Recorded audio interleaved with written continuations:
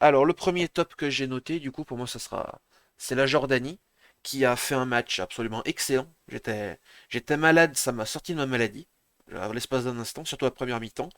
Beaucoup d'efficacité, beaucoup de, beaucoup d'intelligence de jeu, notamment pour prendre les espaces, que ce soit Altamari, que ce soit, ou que ce soit Almardi, par exemple. Ils ont été vraiment, vraiment très, très bons sur cette prise d'espace parce que, bon, la Malaisie était assez faible, elle laissait beaucoup d'espace, mais fallait quand même aller les prendre. On a vu aujourd'hui, par exemple, que la Chine laissait des espaces, mais que le Liban était incapable d'y aller. Donc, prise d'espace très bonne, notamment beaucoup dans les intervalles entre la défense et le milieu malais, où il y avait pas mal d'espace. Du coup, j'ai trouvé très intéressant d'aller autant les exploiter. Sur les côtés aussi, grâce à la vitesse d'Altamari, qui a fait un match absolument monstrueux, hein, Altamari. Vraiment, vraiment très très bon. Et attendez, je vais repasser sur cette scène-là. Donc ouais, ouais, très gros match d'Altamari. Doublé d'Almardi, pareil, excellent. Un des 3-4 joueurs qui a marqué un doublé, du coup. Voilà. Qu'est-ce que j'allais dire d'autre sur la Jordanie après qui a été très solide. Une fois qu'elle a mis ses 3 buts, elle a reculé, tranquille et tout. Parce que la Malaisie était beaucoup trop peu efficace dans ses passes et tout. J'ai trouvé quand même, on reviendra après, Stuart Wilkin assez bon pour la Malaisie, mais c'est à peu près le seul. Donc voilà, puis la Jordanie après en seconde, c'était un peu plus soporifique parce qu'ils avaient plus rien à jouer, ils se reposaient pour le prochain match. Mais il y a quand même eu ce petit but à la fin d'Altamari, qui pour moi, ce but avant ce but, j'avais beaucoup de mal à me dire si c'était lui le meilleur joueur, ou si c'était par exemple le gardien, ou Almardi qui a claqué un doublé. Mais ce but-là, pour moi, qui a fait qu'Altamari a aussi marqué son doublé, pardon, ça fait que pour moi, c'est l'homme du match sans aucune contestation possible du coup. Mais en tout cas, ça fait vraiment vraiment plaisir de le voir à ce niveau, ce bon vieux Altamari, parce que à Montpellier, c'est pas trop ça des fois, même s'il est très bon.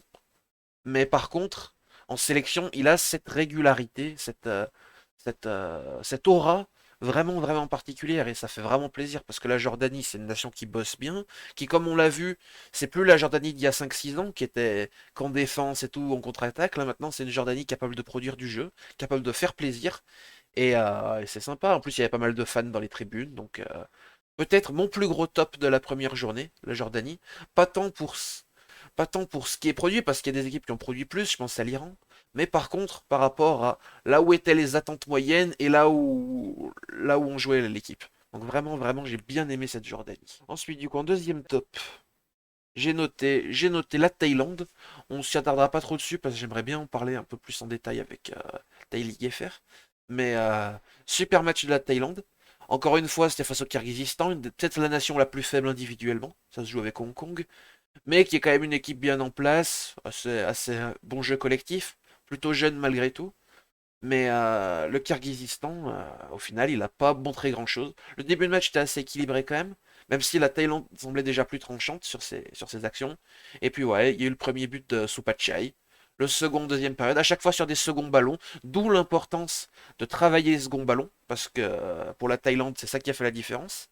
Il y a eu une barre touchée aussi, voilà, c'était très très bien. J'ai trouvé vraiment vraiment le quatuor devant très très bon, que ce soit Supachai, Bordin Fala, Supachok et Monta.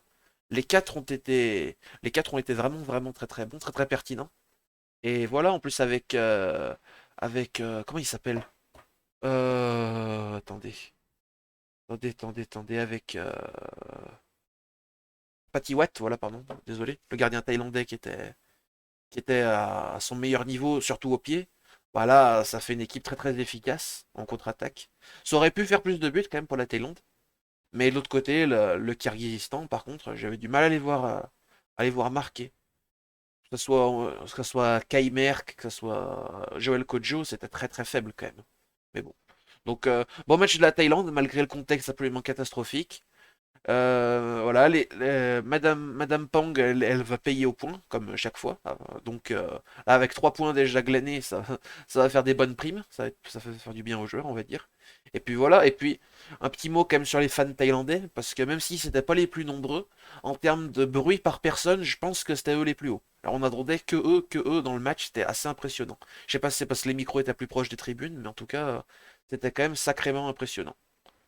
Dommage la blessure du joueur thaï en vrai. Ah ouais, du coup, marque un doublé, derrière il se blesse. Bon, pauvre Supachai. Mais bon, Mais bon. Après, la Thaïlande a eu ses 3 points, c'était le match à gagner.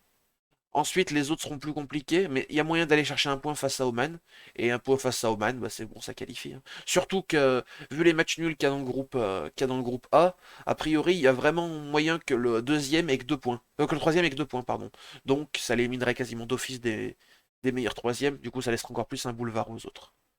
Ils auraient pu mettre 2 ou 3 de plus, faut éviter de se rater comme ça les prochains matchs. Ouais, après. Ouais, mais bon, j'ai quand même trouvé vraiment, par rapport à ce qui était, par rapport à ce qu'on aurait pu imaginer, j'ai vraiment trouvé cette attaque vraiment dynamique, vraiment pertinente, avec beaucoup d'appels, de très bons matchs de Bordin Fala. Pas beaucoup de monde en a parlé parce que c'est un an moins clinquant que Supachok ou Muenta, mais il a fait un très bon match aussi. Mon troisième top, j'ai mis l'Iran. On a regardé le match en live ensemble, d'ailleurs, Iran-Palestine. Bon, que dire? C'était monstrueux d'efficacité, monstrueux de talent. Le milieu qui n'a finalement pas posé problème, bah, après c'est la Palestine, c'était assez faible. Mais gros match de l'Iran, qui est peut-être le seul cadre qui a vraiment fait un bon match. Oui. Voilà. Le but de la Palestine, il aurait pu être évité. Mais bon, on va dire que c'était pour sauver l'honneur. Mais voilà, 4-1 sans problème. T'as Rémi en plus qui a même pas encore mis son but, mais du coup, une attaque forcément John Bach, Rhodos, t'as Rémi Ansari Fard, c'était monstrueux. Azmoun qui rentre, c'est excellent aussi. Franchement, franchement, excellente cette performance iranienne, pardon. Oula, pas créer de conflit. Excellente performance iranienne, pas grand chose de plus à en dire. Faut que ça continue comme ça, mais il y a moyen. Quand on voit le match des Émirats à côté, il y a moyen de faire le 9 sur 9 pour l'Iran, sans trop de difficultés. Ensuite, le quatrième, j'ai noté le jeu des petites équipes, parce que il m'a fait plaisir. On n'est plus à cette période où, à l'époque où dans la FC Cup, t'avais les petites équipes qui défendaient pendant 90 minutes en posant le bus, qui balançaient des longs ballons devant, et à côté de ça, les grosses équipes qui avaient 85% de possession et qui faisaient tourner. Là, maintenant, ces petites équipes, elles essayent de jouer. La seule, peut-être, qui contrecarre ma règle, qui dit que ça balance loin devant, c'est peut-être le Liban, qui, dans son jeu, reste assez primaire, assez old school pour les plus petites nations. Mais quand on voit le jeu proposé par le Vietnam, où c'est essayer de sortir proprement le ballon, de... parce que c'est comme ça au final que tu vas déstabiliser des gros. C'est pas en balançant des longs ballons devant. Une défense japonaise avec Machida, avec Taniguchi, avec Itakura, c'est pas de la tête que tu vas la prendre. Eux, c'est des monstres dans les airs. C'est pas dans le timing non plus. Donc il faut les prendre autrement. On l'a bien vu d'ailleurs avec le deuxième but vietnamien qui vient d'une percée de back et où Sugawara est totalement dépassé, il l'accroche derrière coup franc et voilà. C'est comme ça qu'il faut les prendre ces grosses équipes. Donc c'est bien de voir que de plus en plus d'équipes ont fait ça. Je cite le Vietnam parce que c'est l'exemple le plus parlant, mais l'Inde l'a fait même si ça n'a pas été trop probant. La Syrie a essayé de le faire contre l'Ouzbékistan, même si pareil ça n'a pas été parfait. Mais la Syrie ils ont essayé, donc ça fait plaisir, c'est bien. Et puis qui c'est que d'autre qui l'a fait? Le Bahreïn a un peu essayé contre la Corée, mais c'était pas incroyable. Euh... Attends, bah, le Tadjikistan face à la Chine, après la Chine n'est pas vraiment un cadre, mais voilà. Globalement, t'as toutes ces petites équipes, même Hong Kong, qui essayent de jouer. Et rien que ça rend les matchs ultra plaisants. Et au final, c'est quoi les deux pires matchs qu'on ait vus, peut-être? Syrie, Ouzbékistan, et aujourd'hui, même si ça rentre pas dans la première journée, ce Liban-Chine. Pourquoi? Parce que t'avais deux équipes qui avaient la possession, qui savaient pas quoi en faire, et surtout les petites équipes en face, le Liban et la Syrie, ça jouait quand même beaucoup devant, on s'ennuyait un peu. Voilà. Mais bon, voilà. Vietnam arrivait vraiment à exploiter chaque opportunité, c'est vraiment bien. Ah bah ouais, mais le sorcier blanc Philippe Troussier qui fait un taf exceptionnel, voilà. J'hésite à mettre le Vietnam en top, mais vu qu'ils sont perdus, je me suis dit je vais plutôt créer cette catégorie entière des petites équipes qui jouent bien. Et en cinquième top, pour finir, j'ai noté l'ambiance générale, parce que au Qatar, il n'y a pas beaucoup de supporters locaux, quand même, globalement, les Qatariens, c'est pas des mordus de stade, quoi, c'est pas des gens qui vont beaucoup au stade. Malgré tout, ils sont quand même là. Et globalement, pour beaucoup de matchs, il y a une belle ambiance. Ce soit déjà les supporters qatariens qui encouragent d'autres équipes que la leur. Je pense hier notamment quand ils donnaient de la voix pour le Oman face à l'Arabie. C'était sympa. Et puis tous les supporters qui ont fait le déplacement, que ce soit les milliers de supporters indiens qui, ont, qui sont venus, ça fait très plaisir. Il y a aussi les Libanais aujourd'hui d'ailleurs on le voyait, il y avait une grande partie de la tribune avec que des drapeaux libanais, c'était assez chouette. Tous les autres pays, l'Irak, la Jordanie, l'Indonésie, la Thaïlande, la Malaisie, il y a plein de monde qui est venu. Au final, j'ai limite été déçu de l'ambiance saoudienne parce que les Saoudiens c'est les plus proches et pourtant c'est loin d'être ceux qui ont mis le plus de voix. Donc, euh, donc franchement, très surpris, très grandement surpris. Il y a que juste deux trois nations aussi malheureusement qui ont assez peu de supporters, mais bon c'est normal, c'est Hong Kong. Assez peu de Kirghizes qui ont fait le déplacement aussi, mais bon c'est compliqué. Même les Australiens ils étaient là, alors que les Australiens c'est loin quand même. Donc franchement ça fait plaisir de voir une belle Asian Cup. Malheureusement, bon, on sait tous l'histoire qu'il y a derrière ces stades, mais une belle Asian Cup dans des beaux stades avec des belles ambiances, ça fait quand même vraiment plaisir. Le match commence. Les flops, j'en ai mis que 3, parce que je voulais pas être trop méchant. J'ai mis la Chine dans un premier temps. Toujours aucun but, même si là pour le coup c'est un bilan sur la première journée, on va quand même un peu parler de cette deuxième journée. Toujours aucun but en deux matchs pour la Chine. Beaucoup de difficultés à animer devant, des attaquants très transparents, malgré des ailiers qui font des bonnes choses quand même des fois, mais malheureusement on voit trop peu Wooley, on voit trop peu tout le monde, et c'est dommage, mais c'est pas surprenant. T'as encore une certaine solidité défensive de la Chine, mais après c'est davantage dû au fait que les autres équipes sont pas efficaces plutôt qu'à leur qualité défensive, parce que là, notamment aujourd'hui contre le Liban, la Chine, il y avait des sacrés trous quand même, hein. Mais bon, les Libanais ont pas réussi à les exploiter. Ça m'a rendu fou, on en parlera tout à l'heure d'ailleurs, mais ça m'a rendu fou le manque d'intelligence offensive des Libanais. Mais bref, du coup, bah cette Chine assez décevante, qui fait tourner la balle sans jamais trop quoi en faire, qui essaye de percer, mais qui a pourtant vu l'expérience. T'as des joueurs qui sont censés quand même savoir avoir une bonne vista, faire des passes au bon moment, mais non. Ça dribble, ça s'empale sur la défense, et puis ça perd la balle, et puis ça la récupère, et ça la fait tourner. Et voilà. Ouais, le milieu chinois s'est fait bouffer. Après, je vous l'ai dit en preview la semaine dernière, le milieu chinois, il est vraiment pas beau hein, sur le papier, hein. Et ça s'est confirmé, hein. Mais bon, voilà. Grosse déception, pas tant que ça, parce qu'on s'attendait à ce que ça soit décevant, la Chine. Mais je sais que j'ai vu qu'il y avait beaucoup de gens déçus. Donc bon, voilà. Et triste équipe chinoise. En plus, la dernière match sera contre le Qatar, donc on peut quasiment éliminer d'office la Chine. Ça passera pas le deuxième tour, malheureusement. Enfin, malheureusement pour eux. Après, si ça permet au Tadjikistan de passer, moi je suis pas contre, hein. Désolé. Deuxième flop, j'ai noté, et c'est un peu dur, mais les pays de l'ASEAN, parce que même si certains ont montré des choses, j'exclus la Thaïlande, hein. Même si certains ont montré des choses, notamment le Vietnam, au final, t'as une défaite du Vietnam 4-2, une défaite de la Malaisie 4-0, et c'est qui les derniers? Une défaite de l'Indonésie 3-1.